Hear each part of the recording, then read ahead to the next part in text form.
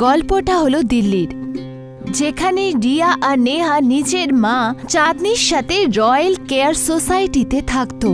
রিয়ার ডলসকে খুব পছন্দ। ও দেখল ইনস্টাগ্রামে লাবুবু ডলের ট্রেন্ড খুব চলছে। ব্যাস, ও ঝট করে একটা লাবুবু ডল অর্ডার করে নিল। যখন প্যাকেট এলো, রিয়া হাসতে হাসতে ওটা খুলল। ডল ছোট ছিল, গোলাপি চুল, চকমকে দাঁত। এসে গেছে আমার লাবুবু। বাহ, দেখো কত কিউট। দেখো, চকমকে চোখ, সুন্দর চুল, এটা তো মনে হচ্ছে জাদুই, তাই না? দেখো, এর দাঁতও চমকাচ্ছে, যেন হিরে লাগানো। এটা হলো আমার লাবুবু কুইন। রাতের সময় রিয়া লাবুবু ডলকে বেড সাইড টেবিলে রেখেছিল আর শুয়ে পড়েছিল। রাত কেটে যাচ্ছিল। আর সকালে যখন রিয়া উঠল, তো দেখল যে ডলের পজিশন একটু বদলে গেছে, যেন কেউ ওটা ঘুরিয়ে দিয়েছে। হতে পারে হয়তো আমি ভুল করে ঘুরিয়ে দিয়েছি। রিয়া লাবুবুর দিকে মন দিয়ে দেখল, তো মনে হলো যেন ও ওকে গভীর ঠান্ডা নজরে ঘুরছিল। রিয়া খুব একটা মন দিল না আর ঘর থেকে বাইরে বেরিয়ে গেল। সন্ধ্যের সময় রিয়া বাড়ি ফিরল, তো দেখল যে টেবিলে লাবুবু নেই। আমার লাবুবু কোথায় গেল? নেহা, তুই কি আমার লাবুবু নিয়েছিস? না তো, আমি তো ছুঁইও নি। রিয়া লাবুবু খুঁজতে লাগলো, তো দেখল যে ওটা বেডের নিচে পড়ে আছে আর ওর পেটে লাল দাগ আছে, যেন কেউ ছুরি দিয়ে ওকে আঘাত করেছে। এটা কি হলো? রিয়া ওই আঘাতকে পরিষ্কার করার চেষ্টা করল, কিন্তু লাল দাগ সরল না। ক্লান্ত হয়ে রিয়া লাবুবুকে বেড সাইড টেবিলে রেখে শুয়ে পড়ল। রাতের সময় রিয়া ঘুমোচ্ছিল, তখনই ও একটা ভয়ানক স্বপ্ন দেখল। স্বপ্নে লাবুবু ডল ওর ওপর বসেছিল আর নিজের ছুঁচলো দাঁত দিয়ে ওর ঘাড় কাটছিল। হঠাৎ রিয়ার ঘুম ভেঙে গেল। ও ভয় কাঁপছিল, আর তখনই ও দেখল যে লাবুবু ডল সত্যি ওর ওপর বসে আছে। রিয়া চিৎকার করে উঠল আর ওকে উঠিয়ে নিচে ফেলে দিল। যেই লাবুবু ডল নিচে পড়ল, ঘরের লাইট টিমটিম করতে লাগলো আর হঠাৎ পুরো ঘরে অন্ধকার হয়ে গেল। কোথাও থেকে কোনো বাচ্চার কান্নার আওয়াজ পুরো ঘরে পাওয়া গেল। কে ঘরে? কে?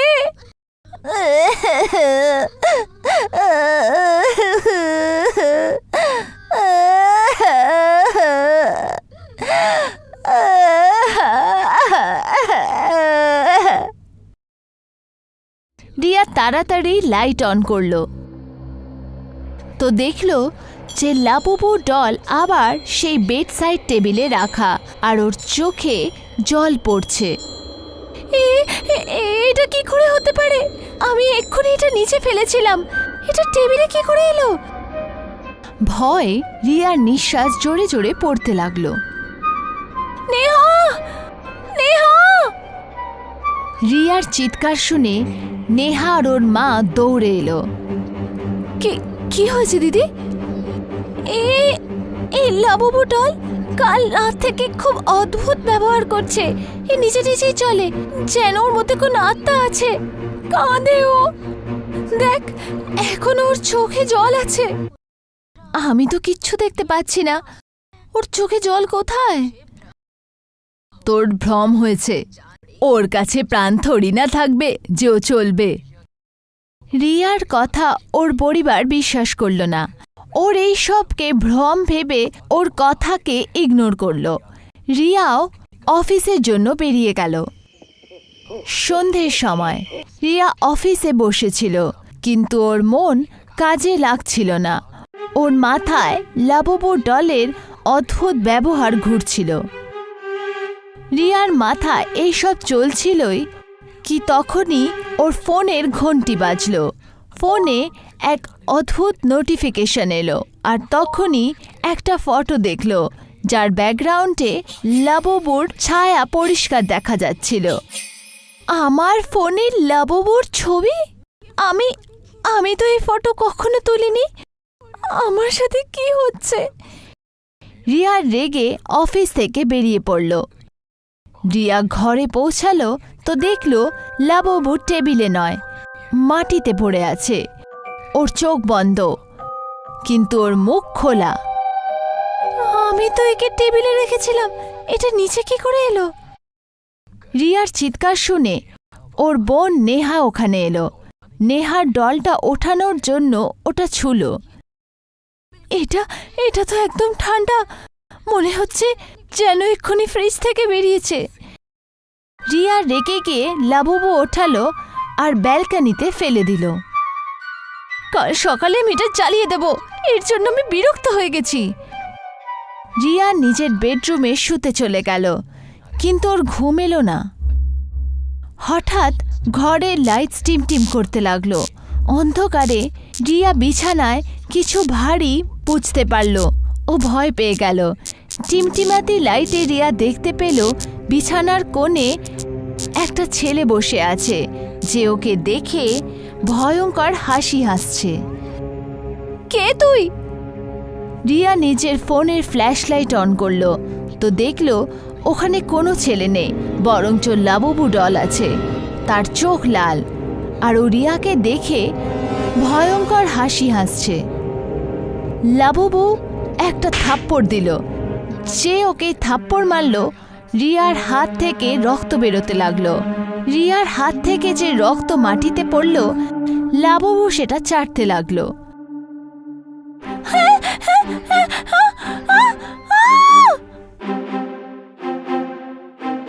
রিয়ার চিৎকার শুনে নেহা দৌড়ে এলো। কি হয়েছে? কালকে রাতে আমি একে ব্যালকনিতে ছুঁড়ে ফেলেছিলাম, দেখ আবার নিচে থেকে চলে এসছে। নেহা দেখল লাবুবুর চোখ আস্তে আস্তে চমকাচ্ছে, ওর ছোট ছোট পা নড়ছে আর ঘরে কোনো বাচ্চার হাসি শোনা যাচ্ছে। আমার মনে হচ্ছে ওর ভেতরে কোনো আত্মা আছে, ওকে জ্বালিয়ে দিই। নেহা রিয়া লাবুবুকে ব্যালকনিতে নিয়ে গিয়ে জ্বালিয়ে দিল, কিন্তু যেই রিয়া জ্বালানোর পর বাড়ি ফিরল, ও দেখল যে লাবুবু আবার ওর বেডের নিচে পড়ে আছে। তুমি আমাকে জ্বালিয়ে শেষ করতে পারবে না।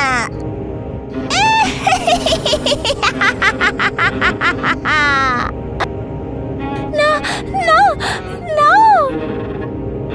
লাবুবু লাফিয়ে রিয়ার ঘাড়ে বসলো আর নিজে ছুচালো দাঁত দিয়ে ওর ঘাড় কেটে দিল, আর রিয়া রক্ত চুষতে লাগলো। রিয়া জোরে জোরে চিৎকার করতে লাগলো আর ওখানেই মারা গেল। রিয়ার চিৎকার শুনে নেহা আর ওর মা ঘরে এলো। ওরা দেখল যে লাবুবুর চোখ লাল, ওর চোখ চমকাচ্ছে আর ও রিয়ার শরীর থেকে রক্ত চুষছে। তুই কে? এটা কোনো সাধারণ পুতুল নয়। চন্দা আন্টি, আমাকে ভুলে গেছো তুমি? চন্দা আন্টি? লাবুবু যেই চন্দা আন্টি বলল, রিয়ার মা ভয় কাঁপতে লাগলো। মা, ও তোমাকে চন্দা আন্টি কেন বলছে? চন্দা আন্টি তো আমায় শুধু একটা বাচ্চাই বলতো, আরব। আমি হলাম আরব। তো তুই আমার ঘর থেকে চলে যা। তোমার নয়, এটা আমার ঘর। মা, ও কি ফালতু বলছে? ও সত্যি বলছে, এটা আরবেরই ঘর ছিল। আরবের নাম শুনতে রিয়ার মাম্মির মনে পড়ে গেল যে আজ থেকে 20 বছর আগে আরব ওর মায়ের সাথে এই বাড়িতেই থাকতো। তখন চাঁদনি নিজের বর মারা যাওয়ার পর নিজের 2 ছোট ছোট মেয়ে রিয়া আর নেহার সাথে আরবের ঘরে ভাড়া থাকতে এসেছিল। একবার চাঁদনির মনে এই ঘরকে কবজা করার লোভ হলো আর ওর আরাভ আর ওর মাকে মারার জাল বিছালো। দুজনকে ঘরে খাওয়ার জন্য ডাকলো আর খাবারে বিষ মিশিয়ে দিল। খাবার কিছুক্ষণ পরেই দুজনে মারা গেল। তারপর চাঁদনি আরাভ আর ওর মাকে ওদের ঘরেই পুঁতে দিল আর নিজেই ওই ঘরের মালকিন হয়ে গেল। আরাভের আত্মা ফেরত চলে এসছে। লাবুবু চাঁদনিকে মারার জন্য দৌড়ে গেল। চাঁদনি পালানোর চেষ্টা করলো, কিন্তু লাবুবু নিজের ছুচালো দাঁত দিয়ে ওর পা কেটে দিল আর ওর পা দিয়ে রক্ত চুষতে লাগলো। কিছুক্ষণে চাঁদনির চেহারা ছাইয়ের মতো কালো হয়ে গেল আর ও নিঃশ্বাস ত্যাগ করলো। আমায় ছেড়ে দাও, আমায় ক্ষমা করে দাও না। নেহা পালাতে লাগলো। তখনই দরজা নিজে থেকেই বন্ধ হয়ে গেল আর লাবুবু হাওয়ায় উড়তে উড়তে নেহার চেহারার সামনে এলো। আমায় ক্ষমা করে দাও, প্লিজ যেতে দাও আমায়।